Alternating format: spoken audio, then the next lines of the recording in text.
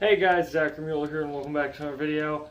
And yes, I do have my hair pulled back into a kind of ponytailish type thing. Now I know there's a few stray hairs here and there. It's just because I'm not the best at it. I'm doing this because a friend said that they would like to see me on video like this, and I actually look good like this. So I decided, since I had my hair pulled back because I was working in art class, I figured pull my hair back for art class and then film the video afterwards, and just it works cohesively. Anyways, today is another About the Label, and it's another defunct one, or closed label. It was recommended, not really, I've heard of this label before in the past, but somebody asked me if I could do it. And of course, if a label is asked, I'm going to push up production on it. Like, I didn't plan on doing Roadrunner for a long time, just because of how immensely large Roadrunner is. I'd like to focus on smaller labels first. But I mean, originally my idea was to go with bigger labels only. Bigger label, smaller label, bigger label, smaller label. That idea kind of fell out because there's not that many big labels, and what I consider big is different than what you consider big, trust me. I consider some of the small black metal labels I listen to, big, sorry. Not the best train of thought. I just got out of school. Please give me some spare room. I know I don't have a metal shirt on, but I was wearing a cutoff today because, well, it's hot here in California. But I put my jacket on because, fuck, it got cold. Anyways, let's do this. About the label. Autopsy Kitchen Records. Gotta make sure I get that name correct, otherwise I'm gonna be fucking corrected in the comments, but, you know, we're gonna get this good. Alright, let's do this. Son of a bitch, the door opened. Alright, door's locked. Kind of. The country, it was made in the United States of America. Go figure, with a name like Autopsy Kitchen. The state of Indiana, though. Honestly, that one shocked me. I was like, an Indiana-based record label. That's not shit you see every day, okay? So, I was kind of shocked to see that they were from Indiana. But it's kind of cool, because it's like, that's a state where you don't really hear much going on in.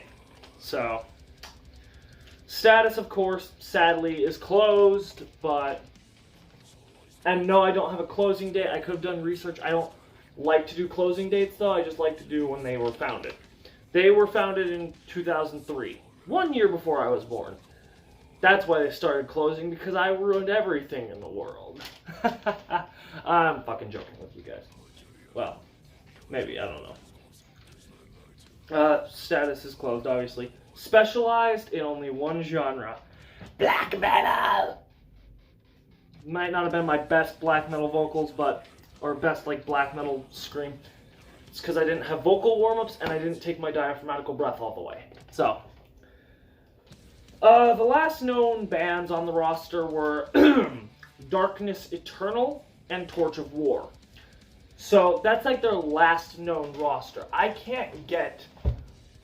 could, of course, scour what I can find about them and try to find more, but that takes a lot of effort. That takes a lot of browsing, and sometimes you're not even going to find reliable sources. So I go based off what I can find pretty regularly. For Roadrunner, I made the exception of going onto their site for the most part. For smaller labels, I tend to use Metal Archives. Past bands include Chemkiller, which I believe was actually a thrash band, if I'm not wrong, thrash or death metal. They looked kind of interesting, and I'm going to look into them after the video. Some of these I've heard of, some of these I haven't. I put down a few I've definitely heard of, but yeah, Chemkiller. Funeral Moon. Now that one was a name that kind of sounded awesome. Kind of reminded me of Mayhem in a way, you know, Freezing Moon. It just reminded me of them in a way. I don't know if it sounds like Mayhem or is a Mayhem-like band. Probably not, considering that this label's got some bands that were pretty pushing the envelope in a way, I guess you could say. Next we got Marble Bog. I think they were actually, I want to say they were black metal or Funeral Doom. I'm not quite certain. I forgot to write genre, like, abbreviations next to it. I keep forgetting to do that, so forgive me for my stupidity. We got Morbid Darkness, black metal. Or, I think it's black metal or black and death metal. So, you guys can check that out, tell me what you think. I'm going to check it out too. All the bands on this list I'm going to check out. Octagon. All I can think is shapes. Just a lot of shapes. Shapes. Of course, you guys are going to know this one. Silencer. Which is weird to think about. Why was Silencer signed to Funeral? Why were they signed to this label? Sorry, I looked at another thing on the paper and it tripped up my mind. But why was Silencer signed to this label when their last record came out in 2001? That could have either been for distribution rights or the fact that Silencer had plans to make another album. They've still talked about making another album, but at this point it would be a flash in the pan type thing. We've been waiting for Silencer to make a new album longer than we've been waiting for Tool to make a new... Wait, hang on. Tool was a 13-year wait. Yeah, we've been waiting for Silencer longer. Come on, Silencer, jump on it. Striborg or Striborg, I'm not quite certain how you pronounce it, but of course I know this band from the One Man Metal documentary, and I've listened to some of his stuff. It's pretty interesting. Black metal, of course, DSBM, but later on he went into like dark synthwave, I believe is what it is, and atmospheric. So if you like either of those two, check out his later stuff, but also check out his earlier stuff. Check out his entire discography and just listen to it all, you know? Give the man some strength. Vow, a band I've never heard of. The name's easy compared to some other black metal band names.